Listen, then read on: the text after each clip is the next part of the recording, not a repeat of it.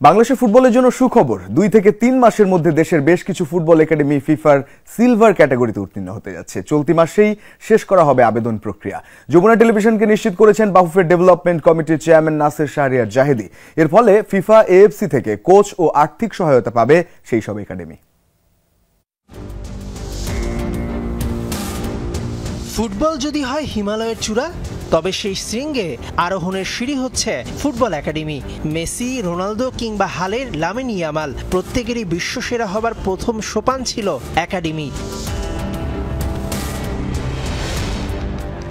এক বাক্যে বলতে গেলে একজন খুদে ফুটবলারের হাতেখড়ি করানোর কাজটা করে থাকে ক্লাব কিংবা একাডেমি। সারা বিশ্বে এই নিয়ম, বাংলাদেশে ভিন্ন। প্রিমিয়ার লিগে খেলা 80% ক্লাবেরই নেই একাডেমি। তাই বাংলাদেশের ফুটবল নিয়ন্ত্রক সংস্থা বাফুফেকেই বাধ্য হয়ে একাডেমির বোঝা টানতে হচ্ছে। কিন্তু তারা সেই বোঝা কতটা টানতে পারছে? এলিট একাডেমিটা যখন করা হয়েছিল, যে উদ্দেশ্যে করা হয়েছিল উদ্দেশ্যটা খুব ভালো ছিল, কিন্তু সমস্যাটা হলো এলিট একাডেমি আমরা এসে যেটা দেখলাম, এটার পর্যাপ্ত কোনো রিসোর্স আমরা মোবিলাইজ করা পারি নাই বা নাই। এলিট একাডেমির একটা ডেডিকেটেড ফুটবল ফিল্ড নাই। তো একটা ডেডিকেটেড ফুটবল ফিল্ড না থাকলে সেটা একটা একাডেমি হয় কীভাবে? এলিট তো পরের কথা। বাফুফে ভবনে মেয়েদের একটি, কমলাপুরে ছেলেদের একটি। মোটা দাগে এই দুটি একাডেমি পরিচালনা করে আসছে বাফুফে। এর বাইরে সারা দেশে আছে 200-র বেশি একাডেমি, যার বেশিরভাগই বাফুফের এই দুই একাডেমির মতো আপ টু দ্য মার্ক না। তাই ফিফা এফসি এগুলোকে মার্ক করেছে ব্রোঞ্জ স্ট্যান্ডার্ডে। খুশির খবর, চলতি মাসেই সেখান থেকে ভালো করা বেশ কটিকে সিলভার স্ট্যান্ডার্ডে অনুমোদন দিতে ফিফা এফসির কাছে আবেদন করতে যাচ্ছে বাফুফে।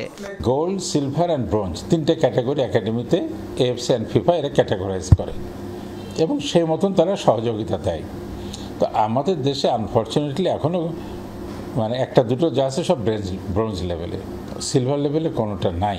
22 জুন যদি অ্যাপ্লিকেশনটা পাঠায়, 2 থেকে 3 মাসের ভিতরে এটার একটা ফল আমরা আশা করছি। আমরা চাই আমরা যে কয়টা রেকমেন্ডেশন বা প্রস্তাব পাঠাবো সবগুলো যেন অ্যাপ্রুভ হয়ে আসে।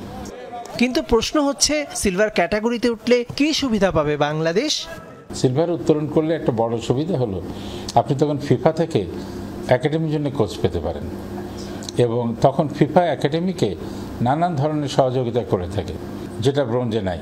তখন আমাদের টার্গেট থাকবে যে আগামী বছর আমরা যেন অন্তত এই তিনটাকে আবার গোল্ডে নিয়ে যেতে পারি। যতই হামজা সুমিত্রা মাঠে খেলুক, ফুটবল বিশ্লেষকরা মনে করেন একটা দেশে তৃণমূল উন্নয়নে অর্থাৎ একাডেমি না বাড়লে কখনো ফুটবলে ভালো করা দিবা স্বপ্ন ছাড়া আর কিছুই না।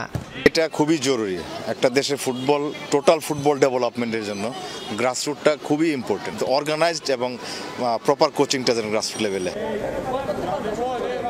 মেহেদি নাইম, যমুনা স্পোর্টস, ঢাকা।